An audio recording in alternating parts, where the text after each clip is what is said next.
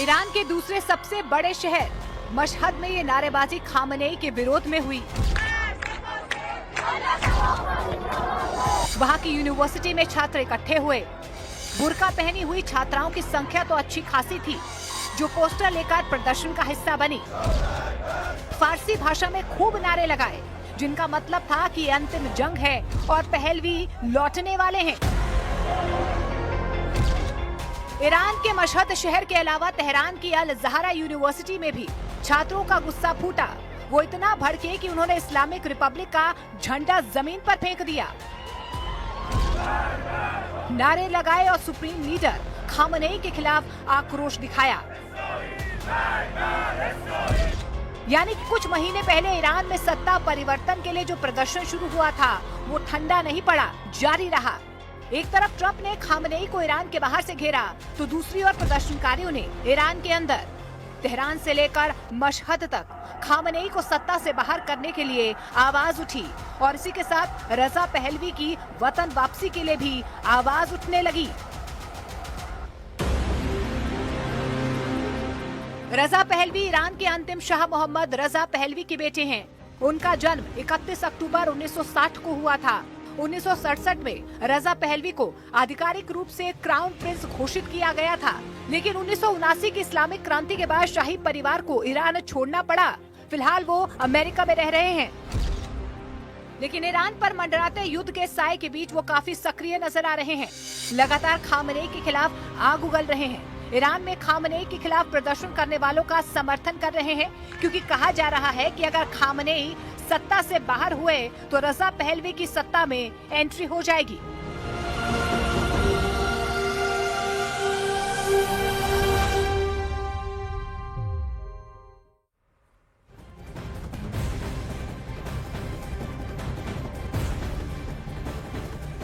उधर अमेरिका के जहाज ईरान के खिलाफ ऑपरेशन के लिए तैयार है। अमेरिका के टैंकर विमान, उसके टोही विमान सब ईरान के आसपास देशों में तैनात हो रहे हैं। लेकिन ट्रंप की एक गलती, जो शायद जानबूझकर की गई है, उससे बड़ा इशारा मिल गया कि अमेरिका ईरान पर पहला हमला कैसे करना चाहता है।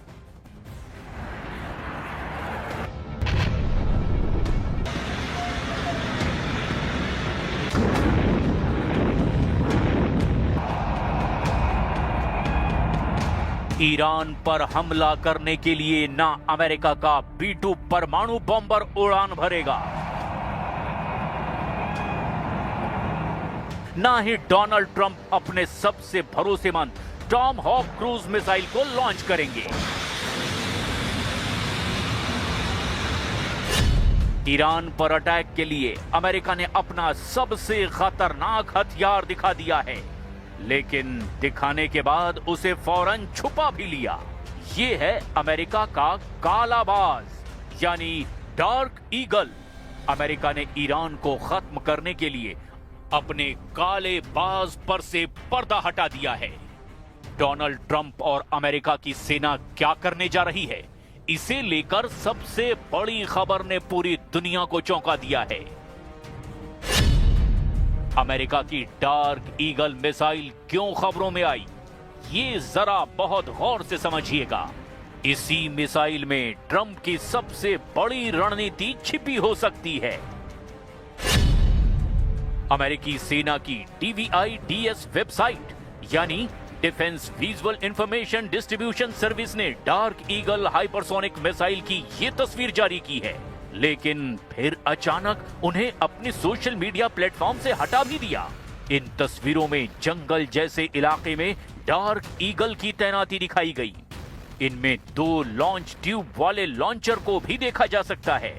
इसके अलावा नौसेना के जहाज पर भी डार्क ईगल के मिसाइल लॉन्चर की तस्वीर आई, लेकिन कुछ वक्त बाद ही ये फोटो भी डिलीट कर दी गई।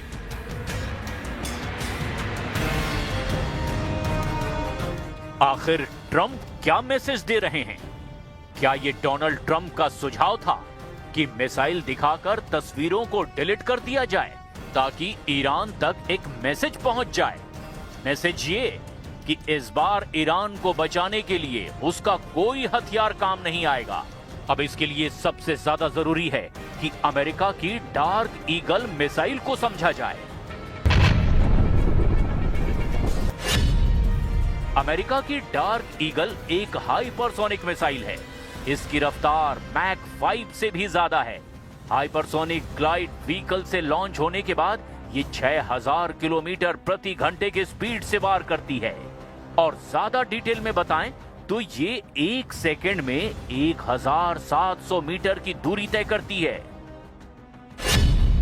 अमेरिका की डार्क ईगल मिसाइल की रेंज 3500 किलोमीटर है और ये अमेरिका का गुप्त हथियार माना जाता है, जिसके बहुत ज्यादा वीडियो भी शेयर नहीं किए गए हैं। यानी ट्रंप का ये हथियार बहुत ज्यादा सीक्रेट है और वो इसे ईरान के खिलाफ जरूर इस्तेमाल करना चाहेंगे।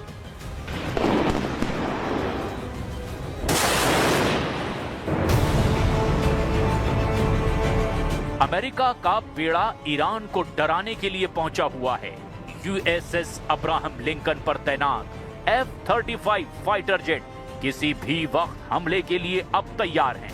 कैरियर लिंकन बैटल ग्रुप में शामिल दूसरे जहाज टॉम हॉक बरसाने के लिए तैयार हैं। लेकिन इन दोनों वेपन सिस्टम के बीच अचानक डार्क ईगल की खबर ने ईरान की बेचैनी बढ़ा दी है। डार्क ईगल को लॉन्ग रेंज हाइपरसोनिक वेपन कहा जाता है, जो 2023 से अमेरिका की सेना में तैनात है। क्या ये मिसाइल ईरान के खिलाफ इस्तेमाल की जाएगी? यही सबसे बड़ा सवाल है। इसके लॉन्चर में 2 ट्यूब होती हैं, यानी डबल मिसाइल फायर की जा सकती है। डबल मिसाइल यानी दुश्मन की डबल तबाही। लॉन्च होने के बाद इसकी मिसाइल 20 मिनट के अंदर अपने टारगेट को हिट करती है और इसे रोकने वाला डिफेंस सिस्टम अभी तक तैयार नहीं हुआ है। ये अमेरिका का दावा है।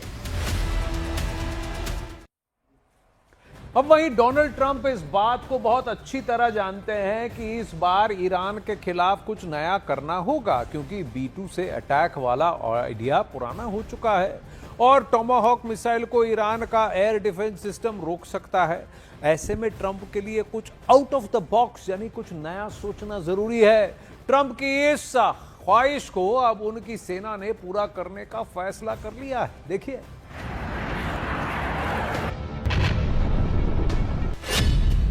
एक आम हाइपरसोनिक बैलिस्टिक मिसाइल अपने पहले से तय फ्लाइट पाथ के हिसाब से अपने टारगेट तक पहुंचती है। इसके बाद देखिए डार्क ईगल, जो हाइपरसोनिक ग्लाइडेड व्हीकल की मदद से वायुमंडल से बाहर स्पेस में पहुंचती है और फिर ये हाइपरसोनिक रफ्तार से टारगेट तक लहराकर अपने टारगेट को हिट करती है। इसके बाद है एरो बैलिस्टिक मिसाइल। विमान से ये लॉन्च की जाती है और वो भी तय फ्लाइट पाथ के हिसाब से टारगेट को हिट करती है।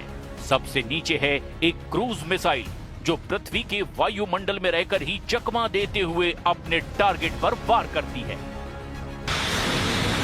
ट्रंप ईरान पर हमला करने के लिए सबसे भरोसेमंद हथियार चाहते हैं और इसमें कोई शक नहीं कि अगर ट्रंप अमेरिका के काले बाज यानी डार्क ईगल को चुनते हैं तो इस मिसाइल के टारगेट पर ईरान की टॉप लीडरशिप ही होगी, क्योंकि इस मिसाइल को रोक पाना किसी के लिए भी नामुमकिन ही माना जा रहा है।